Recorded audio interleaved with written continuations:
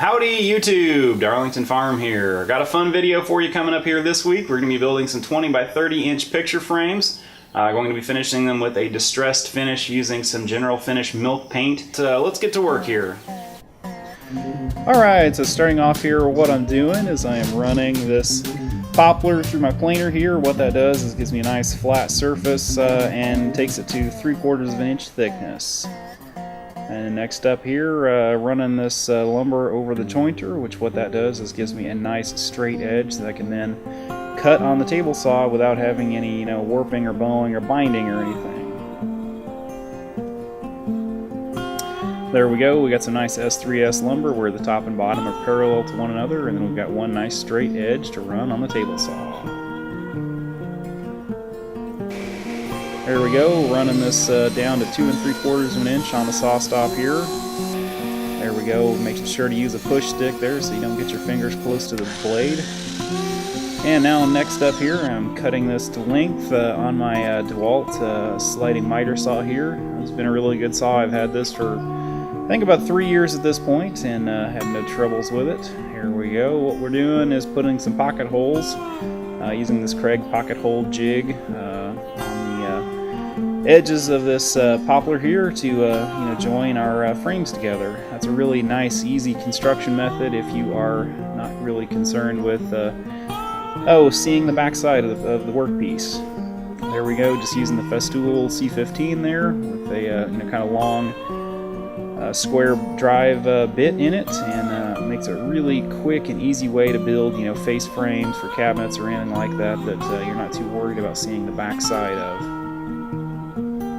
A little bit of Titebond 3 and you've got a nice strong joint. There we go, now we got to put a rabbet on the back side. I'm just using a festool OF 1010 here.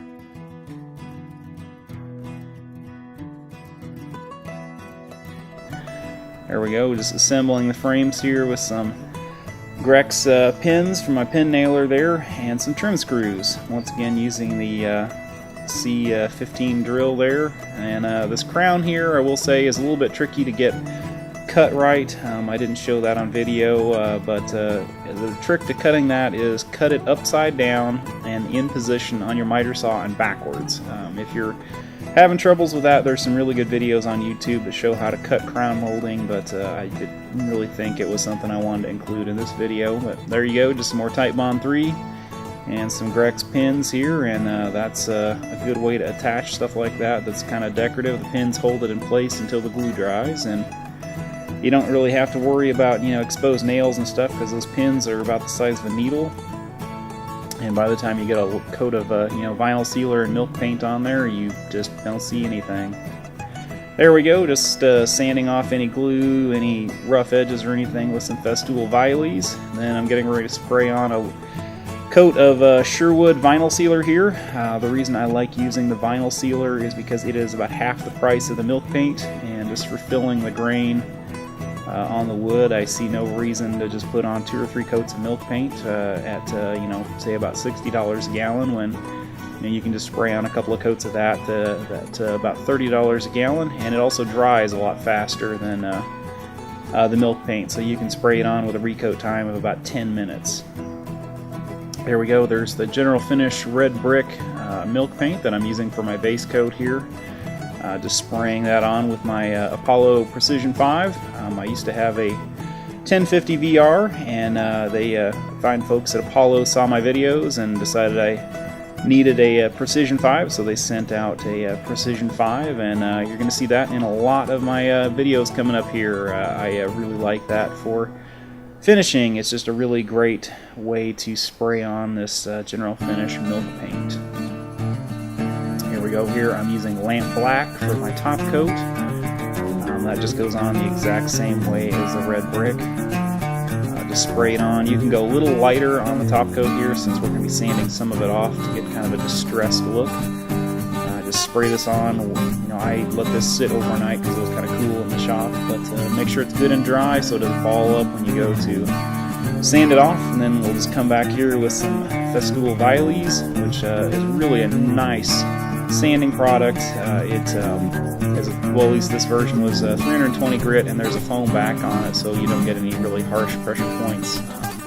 Yeah, this is really handy when you are trying to just sand between coats on, say, like a lacquer or a clear polyurethane.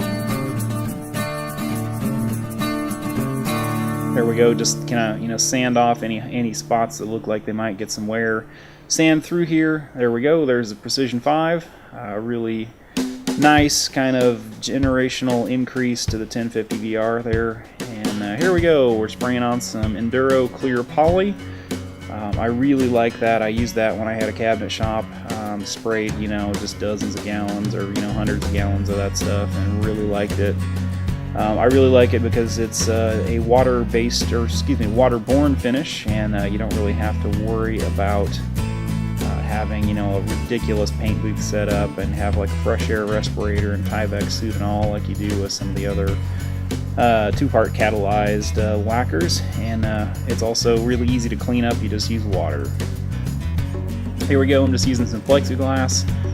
I trimmed the edges of this with a pair of wire cutters just to make it fit in my rabbet, since I didn't square off the corners. And it just pops right down in here really easily. Blow it off with some compressed air to get any dust out.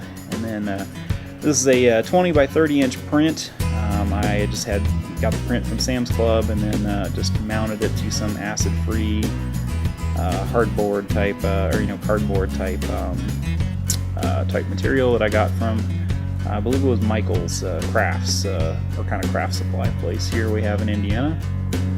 And I'm just using some trim screws here. I couldn't think of a good way to do this. I had a staple gun that was really handy for putting in staples like this. I couldn't find it after the sort of cabinet shop move, so I just used some trim screws here, and I think it worked out pretty well. It holds it nice and secure in there. And here's the finished product hanging on the wall in the house here. I really like the way these turned out, and I probably will be building some more of them here. So hope you enjoyed the video.